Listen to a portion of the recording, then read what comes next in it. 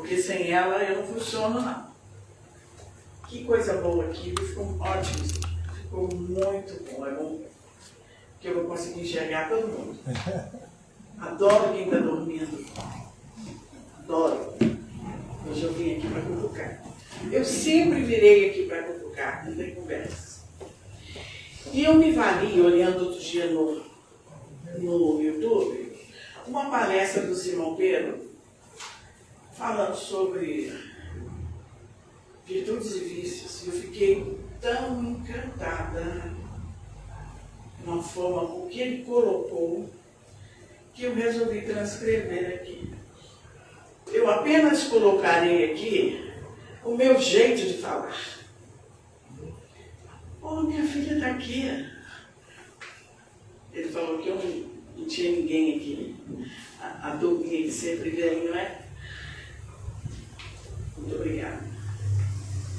E eu vou trazer, da forma que ele colocou, colocando as minhas impressões do meu jeito, para que a gente possa entender sobre vícios e virtudes.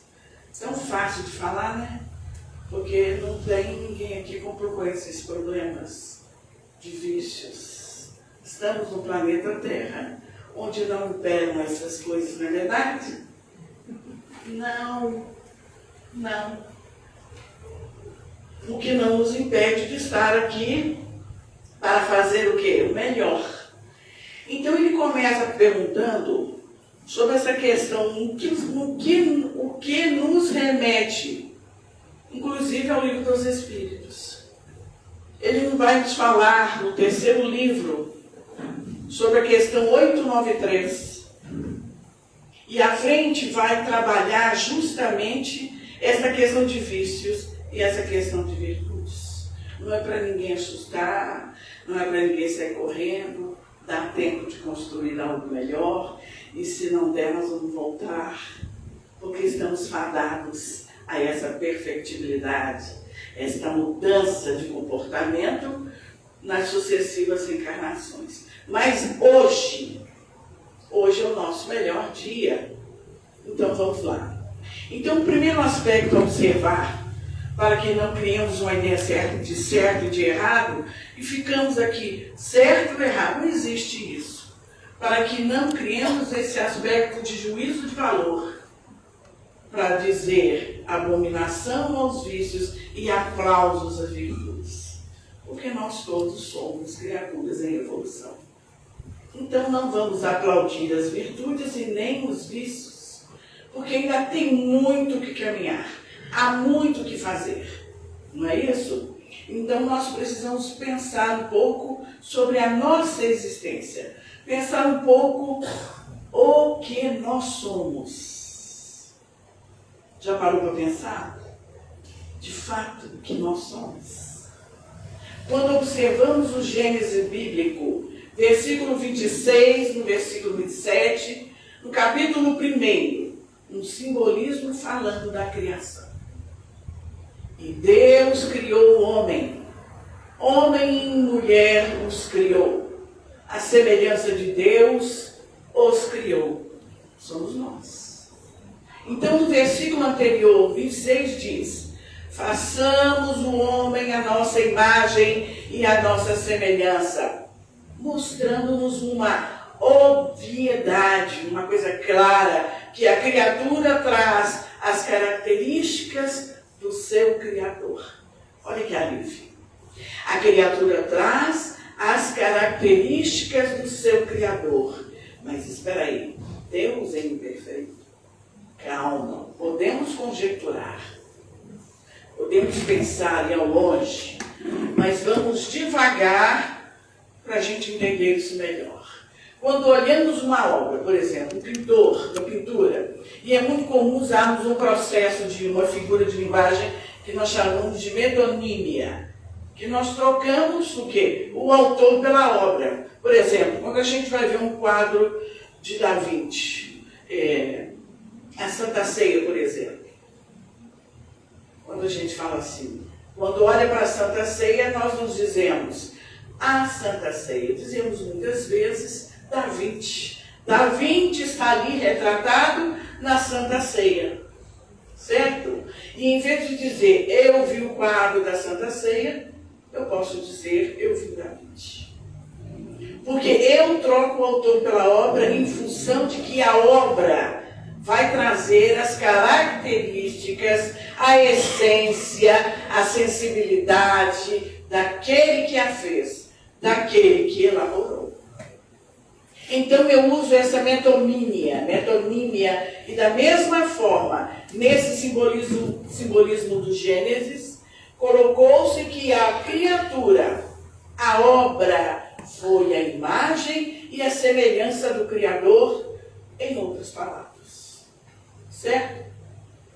Nós temos a essência, nós temos a sensibilidade estabelecida por aquele que nos criou. Por isso, a imagem e a semelhança de Deus. E se observarmos no Livro dos Espíritos, e olhamos a questão número 1 e a questão 76, questão número 1. Quem conhece o Livro dos Espíritos, eu não quis colocar aqui agora, não, para dar o que pensar. O Livro dos Espíritos, e olharmos a questão 1 e a questão 76, nós veremos que esse Gênesis bíblico não é de tudo somente símbolo. Ele traz em si algo, de fato, que é verdadeiro. E se olharmos a pergunta e a resposta da questão número 1, o que é Deus? O que é Deus? Nós veremos como resposta que é a inteligência suprema do universo, causa primária de todas as coisas.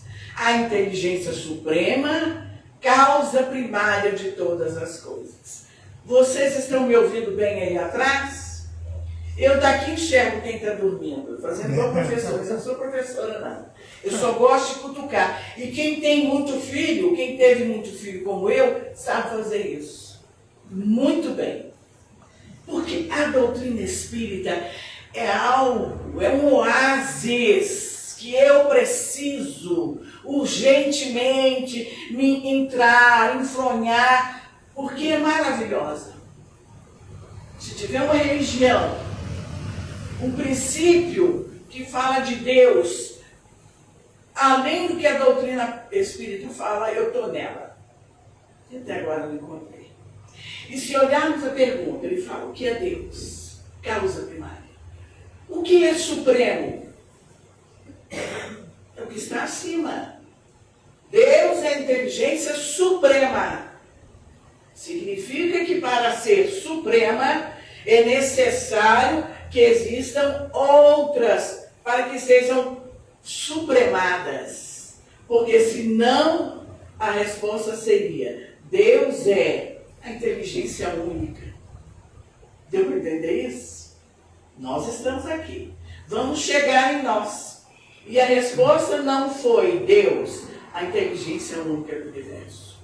Deus, a inteligência suprema. Quais são, então, as inteligências? Quais foram as inteligências que foram supremadas? Onde elas estão? É o que nos leva na questão 76 do Livro dos Espíritos. Quando se pergunta, que definição pode se dar dos espíritos? E a resposta vem nos dizer, são os seres inteligentes da criação. Qual palavra se assemelha na questão número 1? Inteligência suprema. E na questão 76? Seres inteligentes. Qual a ideia se assemelha nas questões? A inteligência. Então, percebemos que temos uma semelhança com o Criador. Temos uma semelhança com o Criador. Isso é maravilhoso. Mas há um detalhe na questão número 1. A palavra inteligência é um substantivo. Deus é a inteligência na questão 76. A ideia de inteligência adjetivada são os seres inteligentes. Adjetivo, os seres inteligentes. Deus é a inteligência. E os espíritos, os seres inteligentes. Na criatura, a inteligência foi uma qualidade, advinda do substantivo da questão número 1. Deus é a inteligência. Nós somos seres inteligentes. Deus é a inteligência e nós somos seres inteligentes. Nós temos as características do substantivo Deus. Nós temos a característica do Criador. O que é a inteligência? Então, a perfeição. A perfeição. E o que fica então na ideia de inteligentes? A perfectibilidade. Fadados à perfeição. Nós não somos perfeitos, mas por possuirmos as qualidades do perfeito, nós então nos aperfeiçoamos. Então nós não somos imperfeitos. Nós somos o quê? Perfectíveis. Não somos imperfeitos. Ah, eu sou imperfeito. Adoramos falar isso. Mas a gente tem que prestar atenção no que está escrito. Nós somos perfectíveis. Eu não sou perfeito, mas eu sou. Eu não sou perfeito, mas eu sou perfectível. Mas o que é então essa perfectibilidade? A capacidade de aperfeiçoar. Então nós só evoluímos porque temos o germe da perfeição. É maravilhoso. Quer dizer que ninguém vai ficar estagnado. Ser nenhum vai ficar estagnado, porque possuímos o germe da perfeição, que é Deus. É a capacidade do Criador, a essência do Criador, colocada na criatura. Por isso crescemos e por isso evoluímos. Quando vemos no Livro dos Espíritos, na questão 115, que fomos todos criados simples e ignorantes, não significa que fomos criados desprovidos da capacidade. Por quê? O Criador não teria como nos criar sem nos dar sua essência, a condição de estar rumo a Ele.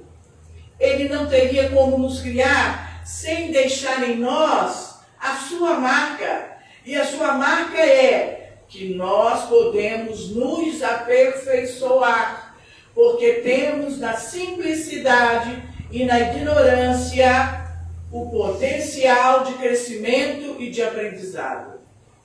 Nós temos na ignorância e na simplicidade o potencial de crescimento e de aprendizado. Olhemos as crianças, como elas se desenvolvem, não é interessante? Então, nós somos assim. Então, ninguém foi criado imperfeito? Seria um absurdo, ele fala, um absurdo lógico, o perfeito criar a imperfeição. Vocês já ouviram alguma obra de Deus falar que a obra de Deus é imperfeita? Não tenham medo de dizer, não existe. Então Deus é perfeito.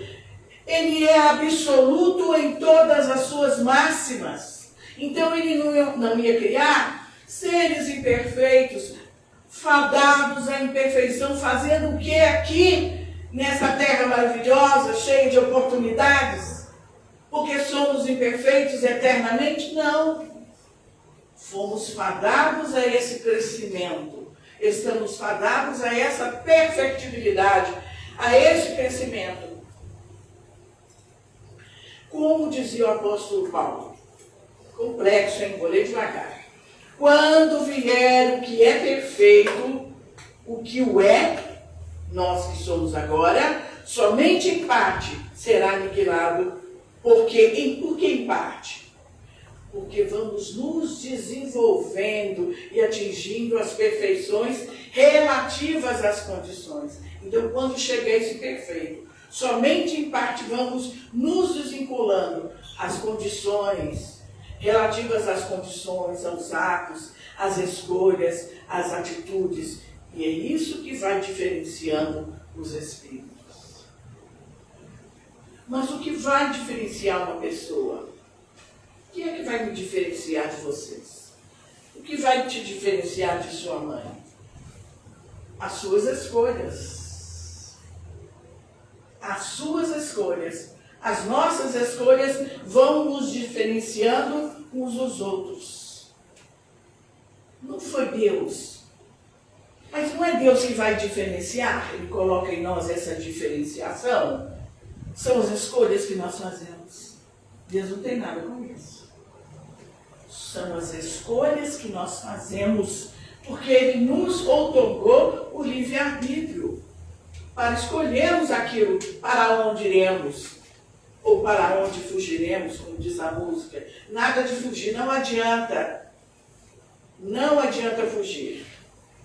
Não é Deus quem nos indica que seremos maus ou bons, que faremos escolhas boas, escolhas ruins. Todos partimos de um mesmo ponto. Todos fomos criados simples e ignorantes, e a ignorância é, por natureza, um potencial virtuoso. Mas por que, gente? Que isso? Porque o que ignora, aprende.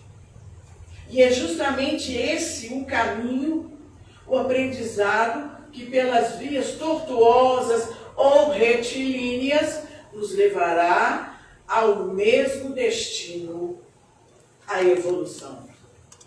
Porque está intrínseco em nós a perfectibilidade. E não temos outro caminho senão evoluir.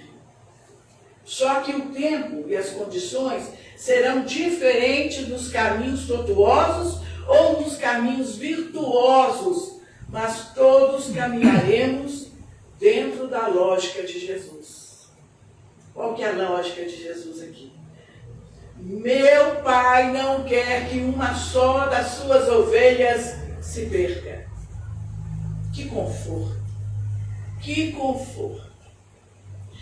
Meu Pai não quer que uma só das suas ovelhas se perca. Posso fazer o que for. Vou sofrer pelas más escolhas e vou crescer pelas boas escolhas. Porque não há como nos perder a nossa essência de evolução. Não há como nos perder. Ah, mas fulano de tal, lá na política, ele está fazendo isso, está fazendo aquilo outro.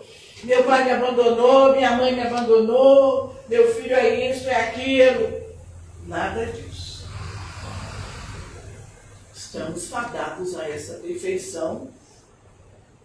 E o que vai determinar a rapidez de chegarmos a essas situações de paz são as nossas atitudes, os nossos desejos.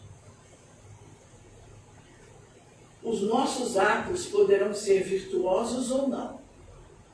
E o que vai nos nortear para isso é o que vemos lá na questão 629 do Livro dos Espíritos. Quando os espíritos trabalham com a moral, não na forma da pessoalidade, mas de reflexão. A moral como reflexão. Quando se perguntam como se define a moral, eles respondem: a regra do bem proceder. A regra do bem proceder. Embora entendamos filosoficamente a moral como um valor pessoal, os espíritos colocam-na numa mistura de moral e ética de procedimento. Moral e ética de procedimento. Procedimento pessoal e procedimento na convivência no coletivo. Como estou procedendo comigo e coletivamente. A reflexão sobre a moral está na regra do bem proceder. Ou seja, o caminho nós vamos tomar é o procedimento que nós escolhemos. Não é fruto da circunstância somente, mas é o caminho que nós escolhemos. Muitas vezes as circunstâncias nos levam a determinados setores, mas de um modo geral, nós estamos determinando para onde nós estamos indo. Quando falamos então no campo da viciação, e não interessa qual elemento que é aquele comportamento sobre o qual eu não tenho domínio. No campo da viciação, é aquele comportamento, aquele elemento, que nós não vamos falar qual é, generalizamos, é aquele comportamento sobre o qual eu não tenho domínio, que sucumbo a ele. E aqui não vemos a ideia de errado ou certo, mas de inconveniente. Não há errado nem certo, mas inconveniente. Mas é tão confuso isso. Errado ou certo, mas é inconveniente. Nós podemos julgar a vida do outro, mesmo que nós entendemos pela nossa ética, pelos nossos julgamentos, que ele está fazendo alguma coisa errada. Nós não sabemos de nada da vida pregressa dessa pessoa. Nós não sabemos de nada. Sabemos o que está aqui de palpável na nossa frente. Nós, então, podemos dizer que 3 elementos podem contribuir para o procedimento vicioso. Todos eles tendo como pano de fundo a escolha. Pessoal, individual, mas nós temos um elemento que é o exemplo alheio. A gente olha, verifica, vamos lá. Que pode ser até muitas vezes o exemplo doméstico. Vamos analisar isso aqui. No campo do alcoolismo, para se ter uma ideia, 58% dos homens disseram que iniciaram em casa. 67% das mulheres que disseram iniciar em casa. Há um exemplo? Há o exemplo doméstico, não com uma intenção viciosa. Não é uma intenção viciosa o exemplo doméstico. Mas a demonstração de um ato que é socialmente aceito em alguns casos e que acaba dando o exemplo. No final acaba dando exemplo. Principalmente em relação às crianças. O espírito Casimiro Cunha, no livro Rede Vivos, ele tem uma estrofe, um verso que diz aos pais o seguinte: resguarda os teus pequeninos onde estejas e onde vais, pois a criança no futuro é a foto viva dos pais, mostrando que esse é um elemento que arrasta. É um elemento convidativo, e quando falo dos campos das viciações, não pensemos em materialidade somente. Posturas que não se enquadram no bom procedimento. E aí entram os defeitos e os vícios. Posturas que não se enquadram, e aí entram defeitos e vícios. Uma forma didática que o professor Ney Pérez tem para lidar com o assunto defeito, ele trabalha com a personalidade. Vício, ele trabalha com atitude material. Então, ele coloca no campo do vício aquilo que é material. Alcoolismo, tabagismo. E aí vai no campo dos defeitos, orgulho, vaidade, prepotência, reticência.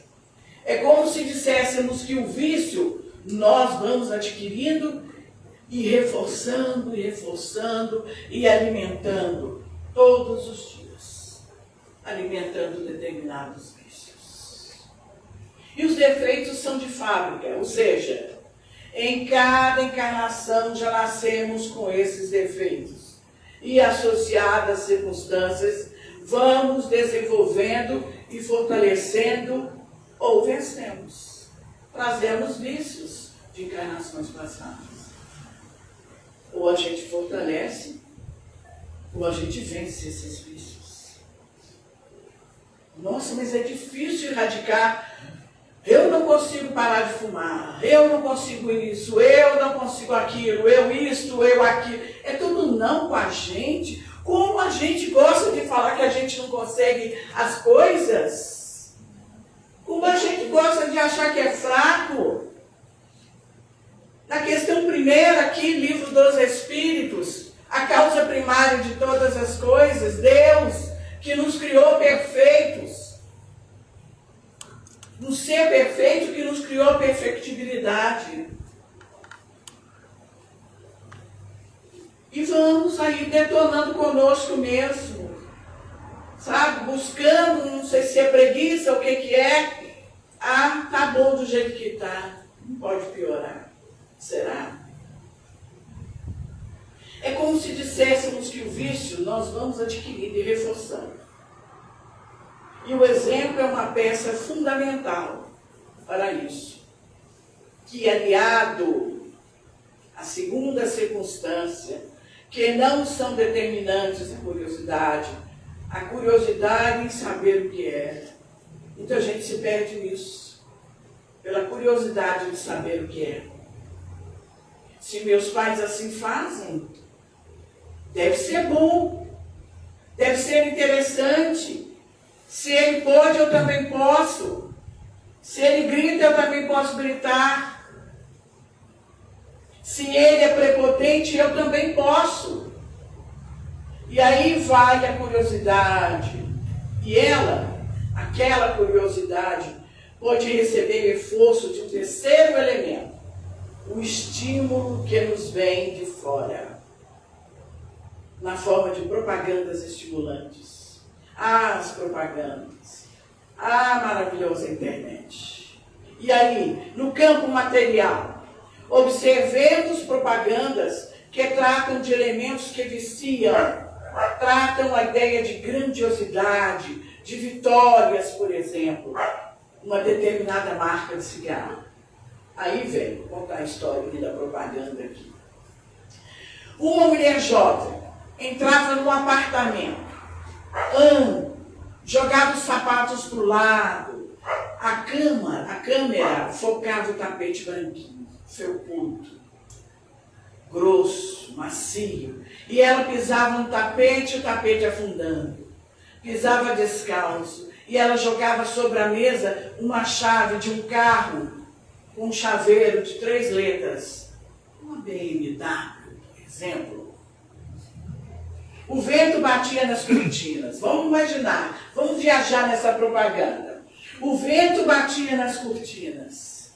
Elas ficavam esvoaçantes. E ela então virava-se para a câmera e dizia que era uma arquiteta bem-sucedida. Que havia conquistado as suas buscas e se sentia bem. Depois ela mudava. Olhava para o outro lado e dizia: mas se você não tem isso, uma coisa nós temos em comum. Aí ela tirava do bolso um maço de cigarros e ficava ali focada na marca e ela então mostrava a coisa em comum, o maço de cigarro. Mas continuando aqui, qual é a leitura que eu posso fazer disso? Eu chego em casa, frio, chão frio, cimento duro, vermelho, piso descalço, jogando um chinelo, pego a chave de um carro com 2 letras, um Volkswagen, por exemplo, eu me importaria de ter um Volkswagen, jogo a mesa, não muito forte, porque se ela não pode quebrar, abro a janela, o calor e o pó. E me olho, não me sinto vitorioso. Mas quando pego aquele maço de cigarro, eu vivo a experiência alheia. E vem a ideia do ponto em comum. Tá certo que eu não tenho nada do que ela tem, mas isso eu tenho. E me aproximei dela, daquela vida. Eu tenho o mesmo cigarro que ela tem. E aí? E um terceiro elemento que são as informações. influências espirituais. E essas, para o espírita, são as ideais. Elas são ótimas, principalmente para os espíritas. Com licença.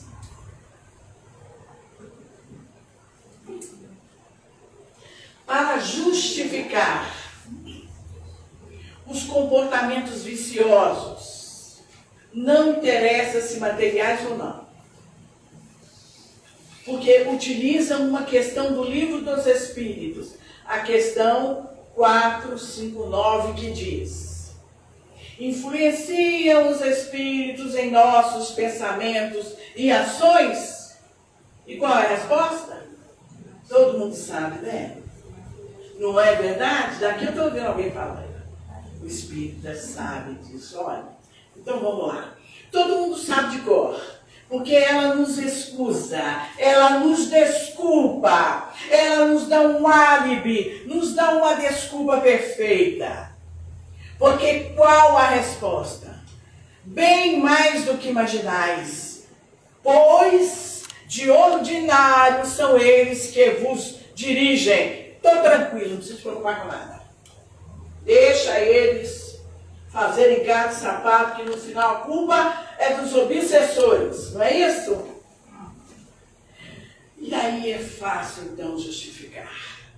Está vendo? Não é o que eu queria, mas você sabe, essas influências são as influências espirituais. Tadinhos obsessores. Deve estar cansado já. Deve estar até encarnando para deixar de ser obsessor. Porque é muito cansativo. Não é? Eu acredito que transferir uma responsabilidade que cabe tão somente a mim.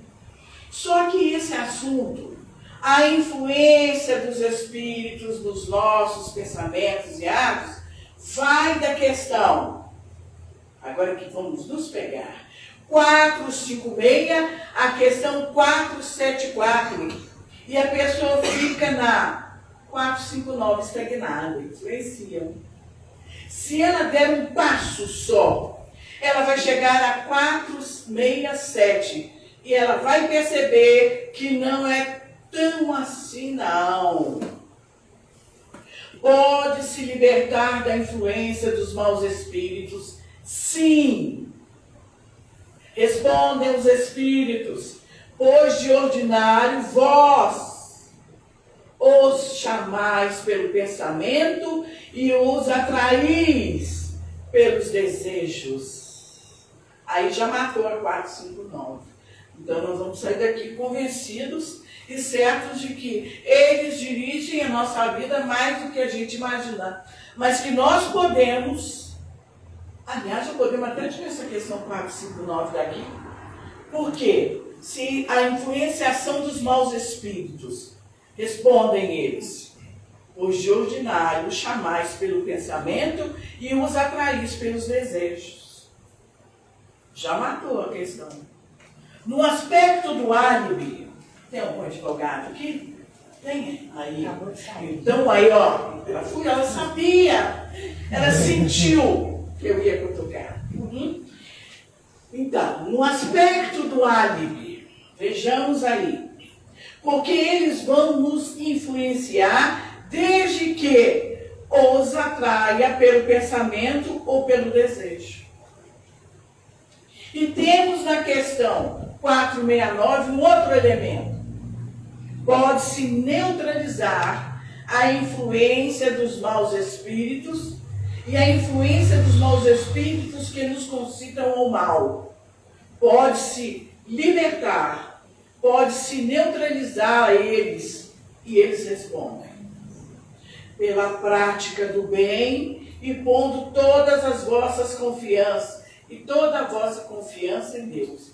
Como nos libertar dessas influências malignas? Que na verdade nós estamos colhendo aquilo que nós plantamos. Se temos 1 ou 2 ou 10 ou 20 ou 100 obsessores nos perseguindo, certamente é de nossa responsabilidade. De alguma maneira. Eu não diria todo, mas de alguma maneira.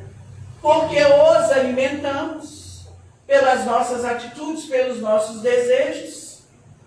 E aí nós fomos criando essa corja que nos segue, a fim de que nos cobre devidamente aquilo que nós devemos.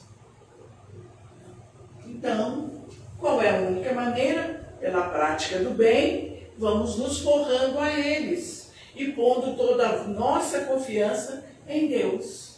Então, nós percebemos que há influência, mas dentro de um cenário que nós criamos.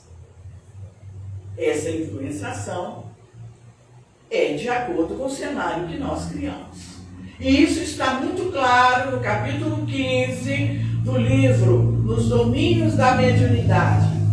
Quando vemos o capítulo, o título Forças Viciosas, e temos lá dois exemplos. André Luiz e a sua companhia espiritual entram numa casa de repasto, assim o termo, né? Ou seja, um bar. E ele observa a cena espiritual dos embriagados alimentando as forças espirituais. Vocês já viram essa imagem, não viram? No livro Nos Domínios da Mediunidade? Vai encontrar lá. E Richard Simonetti, no seu livro Quem Tem Medo da Obsessão, ele lá tem um desenho muito interessante, que são duas pessoas sentadas no balcão, bebendo, e dois espíritos com um canudinho enfiado na cabeça de quem estava bebendo, também bebendo. Horrível, não é? Às vezes, não tem problema nenhum sentar aqui, tomar uma... Mas eu estou falando de viciação. Então, ele tem um desenho, e ele fala, vós atraís.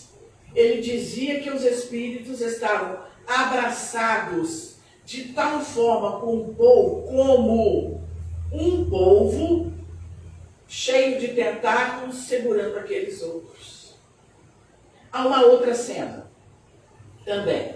Um repórter, um jornalista, que estava tentando uma matéria que pudesse derrubar e desrespeitar a índole, a moral de uma determinada pessoa. Então ele estava pesquisando, procurando uma forma de derrubar a índole de uma pessoa. E ele estava tentando um fato para que pudesse de vez agredir aquela pessoa, fazendo com que ela perdesse o quê? A respeitabilidade. Quanto mais ele buscava os fatos, mais ele se animava. E André Luiz relata a cena assim. Um espírito envolvendo aquele jornalista e derramando sobre ele gosmas, diz o texto. Porque aquele espírito se alimentava daquela ideia de ódio e perseguição que lhe fazia bem. Embora o espírito nada tivesse contra a pessoa, alvo da reportagem, mas o simples fato do prazer daquele jornalista em difamar a pessoa também gerava prazer naquele espírito. Então, percebamos não só os elementos materiais, porque quando falamos em vícios, entramos no aspecto moralista de proibições, olhando apenas a materialidade. Mas nesse exemplo, temos uma intenção malévola que se iniciou. Muito mais complexo. E os espíritos se alimentando daquele sentimento. No mesmo capítulo, André Luiz mostra o lado oposto. Um jovem paramédico, numa ambulância, atendendo a um acidentado, envolvendo-o com carinho e vontade de atendê-lo, de ajudá-lo, e os espíritos ao seu lado, serenos, inspirando-o nas atitudes que pudessem levar ao bom atendimento daquele acidentado, quase que conduzindo as suas próprias ações. Então também atraímos as forças virtuosas, também atraímos os elementos benévolos quando a eles nos vinculamos. Por isso, essa questão 467 também pode ser utilizada para um outro elemento: atrair as forças virtuosas. Como no nosso ditado comum, que os pais adoram falar isso pra gente. Vamos ver, né, minha filha? Dizem-me com quem tu andas e dir-te-ei quem és tu. Podemos inverter e dizer: dize-me quem és tu e dir-te-ei com quem tu andas. Muito claro isso, né? Muito preciso. Muito atual. Podemos, porque somos nós que atraímos por um processo de completa similaridade, afinidade de gostos, intenções. Criamos a nossa atmosfera, seja viciosa, seja virtuosa. Se olharmos a questão, vocês perceberam que eu não fugi do espiritismo, da doutrina espírita, que é maravilhoso o livro dos espíritos. Se olharmos a questão 645 do livro dos espíritos, veremos também uma pergunta que chama atenção para o elemento pessoa. Desejo, escolha, atitude para esses elementos. Quando se pergunta se a atmosfera onde vivemos não seria para nós, isto é, a atmosfera do mal, não seria para nós um arrastamento irresistível? Será que tudo isso nos arrasta irresistivelmente, que não tenhamos força suficiente para resistir a essas tentações? Não somos fortes o suficientes para dizer não?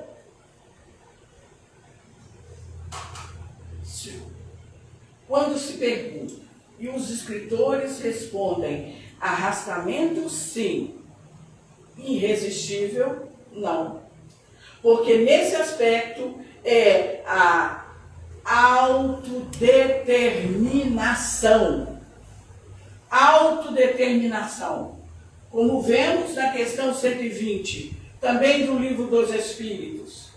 Quando se coloca, se todos temos que passar pela fieira do mal para crescermos, para evoluirmos, será que nós temos que passar pela fieira do mal? E a resposta é não. Pela fieira da ignorância, não do mal. O mal é obra nossa, é determinação nossa. Porque muitos dizemos que o mal é intrínseco a nós.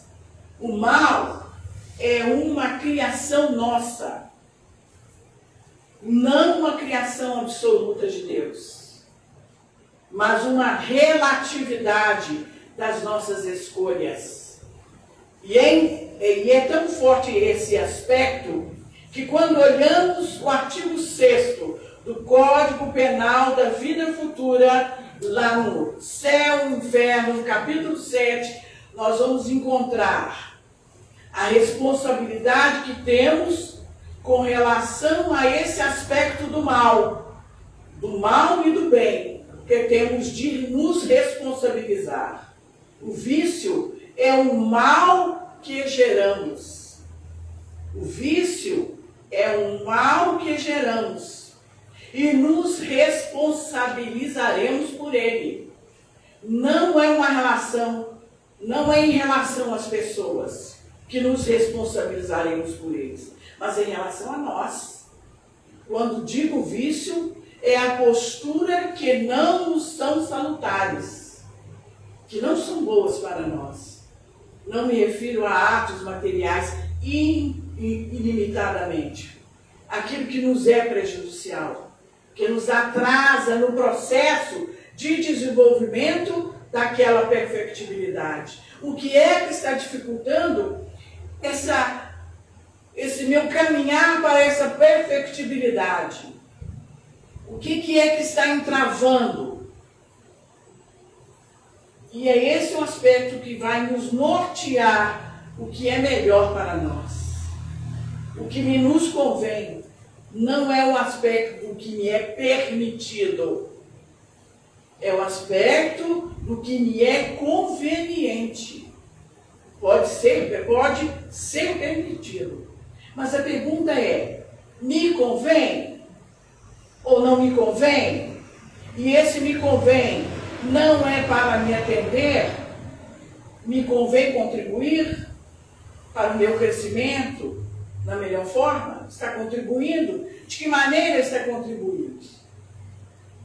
Ou é algo que vai contribuir para o meu crescimento de forma não melhor?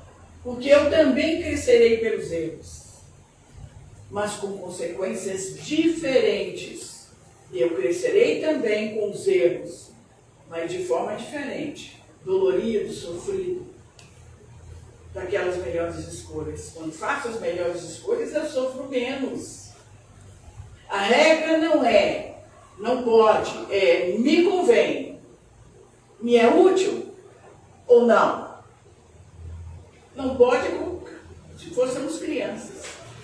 Não pode isso, não pode aquilo, me convém. Que lucro que eu vou tirar disso? Que aprendizado, que crescimento com essa ou aquela atitude? Sem entrar nos meandros da carência, da culpa. Não, absolutamente. Não estamos falando de culpa. É uma outra história, um outro estudo. Sem entrar nisso, é no aspecto mais global. Me convém? Não me convém. Me convém? Não me convém? Então, devemos nos perguntar. Sem entrar nesses meandros. A ideia de virtude, como vemos na questão 893 do Livro dos Espíritos, ou seja, veja o que temos nessa questão sobre a virtude. Qual a mais meritória de todas as virtudes?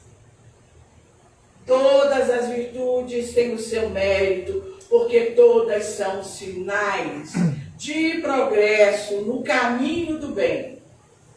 Nós aprendemos isso, não é? Existe virtude toda vez que há resistência voluntária, pela minha vontade, ao arrastamento das más tendências.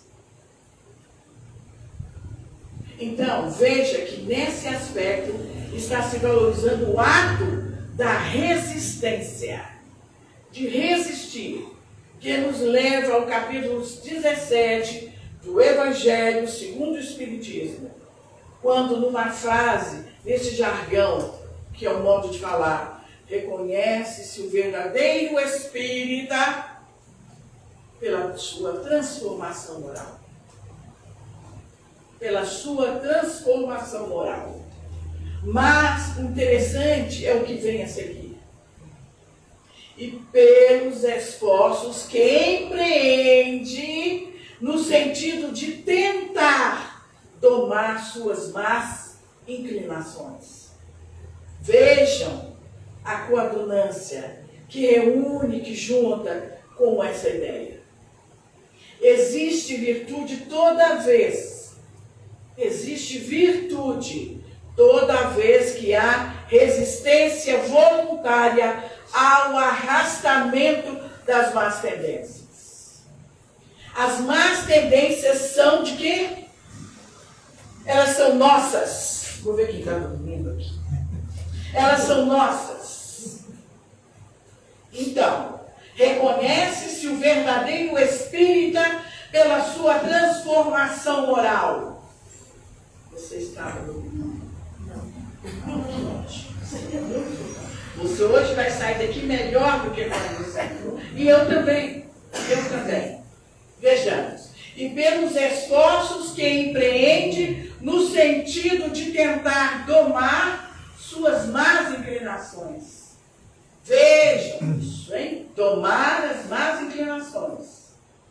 Existe virtude toda vez que há resistência voluntária ao arrastamento das más tendências. As más tendências são de quê? De quem? Elas são nossas? Ou são de terceiros? São nossas. Então a virtude, toda vez que resistimos, veja bem, hein? Então a virtude, e eu vim aqui falar sobre o quê? Então, há virtudes, não é, doutora? Todas as vezes que resistimos às más tendências que nós mesmos trazemos. Não é sua mãe não, viu? O pecado original na sua mãe, no seu... Não, na minha avó. Porque pode ser que a sua avó ou a sua bisavó tenha sido você mesmo. Mas como isso? A reencarnação. Não é? Livro há 2000 anos, quando o senador Públio Lentulus encontra documentos e ele fica apavorado, porque parece que encontra com o avô nos documentos e ele sente que ele foi esse avô ou esse avô. Não lembro de Então, a virtude, todas as vezes que resistimos às más tendências que nós mesmos fazemos. E aí é que vamos buscar a questão 919A. Deixa eu ver quantas folhas faltam, porque é o tema. Tá? Tá dando para ir, vamos lá. 919, que todos nós conhecemos, que é o que fala... Vamos fazer uma pergunta bem mineira. Por quê? Porque é a pergunta que se pede o menor esforço para oferir o maior resultado. É que a gente não quer que nada seja custoso. Não é isso, mineiro? Nada custoso. O mineiro fica em cima do muro. Eu tenho medo de altura, eu não vou ficar em cima do muro. Não dá. A pergunta 919 é: qual é o meio prático mais simples, mais eficaz? Olha o mineirinho aqui, ó. Qual é o meio menos custoso, o que dá certo? É a pergunta: qual é o meio prático, eficaz, para se vencer na vida e resistir ao arrebatamento do mal? Um sábio da antiguidade vos disse. Qual que é a resposta? É de parabéns, está vendo? Da próxima vez eu vou te ver falando. Discípulo de Santo Agostinho. Vamos lá. Conhece-te a ti mesmo. Mas a pergunta é a seguinte, que é interessante. Porque Santo Agostinho deu essa resposta filosófica, bonita, remetendo à ideia do filósofo Pitágoras lá em Delfos.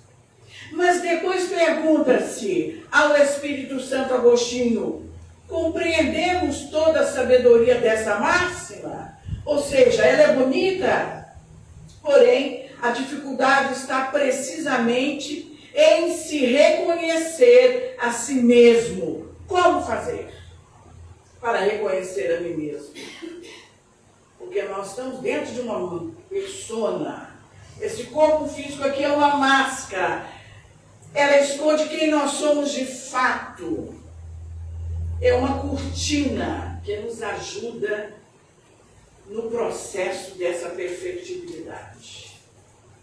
Porque tudo tem que ser aos poucos, senão a gente enlouquece. Não é verdade? Fazei o que eu fazia da minha vida sobre a terra, ao fim da jornada. Que jornada é essa? No dia eu interrogava minha consciência, passava em revista o que me havia feito e me perguntava se não havia faltado algum dever, se ninguém tinha nada a se lamentar de mim, Foi assim que consegui me conhecer, falando Santo Agostinho, e ver o que havia para reformar em mim. Nós fazemos isso? Não fazemos? Fazemos todos os anos. Sabe quando? 31 de dezembro, por volta das 11h45 da noite. Fazemos uma análise de consciência. E falamos o seguinte: não, eu vou fazer uma retrospectiva da minha vida. Às 11h45, hein? Parecia um jogo, hein? E aí, em 31 de dezembro, eu me pergunto, o que eu fiz dia 12 de fevereiro? Foi outro dia, né? Eu não lembro. Não lembro. 14 de março, muito menos. 12 de junho, nem sei. Olha que é dia dos namorados, hein, gente? Porque um ano é muito tempo. Mas um dia eu me lembro de todas as etapas. Então isso se transformou em um hábito. Mais um hábito. Não circunstância. Fazei o que eu fazia da minha vida sobre a terra. Era algo do dia a dia dele. Passar o dia em revista, mas interrogar a consciência. Mas ele não para. Ele disse que cada noite lembrasse todas as ações da jornada. E se perguntasse o que fez de bem ou de mal, pedindo a Deus, ao seu anjo guardião, para esclarecer. Adquiriria uma grande força para se aperfeiçoar, porque crê de Deus ou assistiria. Olha que força essa expressão. Começar a se perguntar, a lembrar de todas as ações. Todas. Questionar, portanto. E perguntai-vos o que haveis feito e está. Aí está a chave. O que haveis feito, com qual objetivo haveis feito, agindo em tal circunstância. Qual o objetivo? Não é só o que eu fiz. Por que eu fiz? Por que eu não fiz? O porquê das ações ou das inações. E eu quero. Aí é que está a chave. E aí é que está a chave, porque eu posso fazer algo bom com a intenção não boa. Por obrigação. Eu posso fazer algo bom, mas de uma forma não boa, mas com uma intenção, por obrigação, por interesse e até para ganhar os não, como diz os não espíritas, um pedacinho do céu. Porque muitos têm atitudes boas, porque estão esperando a recompensa. A recompensa para isso é um investimento. Os espíritas é para ganhar o nosso lar. Todo mundo quer ir para nós, não é? Todo mundo quer ir para nosso lar. Eu sou um. Né? Por isso Santo Agostinho coloca: e com que o objetivo haveis agido? Se haveis feito alguma coisa que censurais em outrem, se haveis feito uma ação que não usaríeis confessar. Lógico que ninguém de nós se encaixa aqui, não é verdade? Está todo mundo santo, né? Todos nós somos um livro aberto, não é? Está tranquilo. Oh, mas meu relógio aqui está jóia então. Então fica aí o convite, eu estou olhando pelo meu relógio, ainda bem que você me chamou a atenção, porque eu quero ser disciplinada. Então, quando estiveres indecisos sobre o valor de uma das vossas ações, perguntai-vos como a qualificaria. Isso se fosse feita por outra pessoa.